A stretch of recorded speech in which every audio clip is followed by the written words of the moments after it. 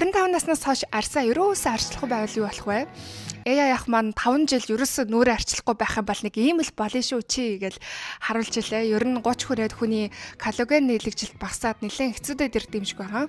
Надад бол аль хэдийн шинж тэмдгүүд гараад эхэлсэн.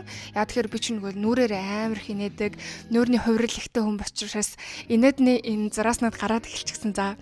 Гэхдээ ер нь сүүлийн үед хөгшрөх нь ингээд гим нүгэл юм шиг ийм хандлага амар их байгаад байгаа шүү дээ. Хөгшөрч болохгүй юм шиг.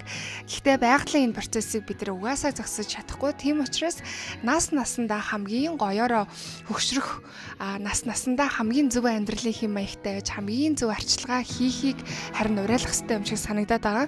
Ямар ч тач би яг энэ байгалийн гаралтай арьс арчилгааны хамгийн best брэнд болох Еврошотой хамтраад яг нэг сар нэг лайн бүтээгдэхүүнийг хэрэглээд ямар үр дүн гаргаж байгааг үзэж байгаа. Тэгээ би яг энэ лайныг яг 7 дахь өдрөө хэрэгжилж байна. Начиг хуран арьстай хүнд бол шүний ойл агуу зүгээр юм байлээ.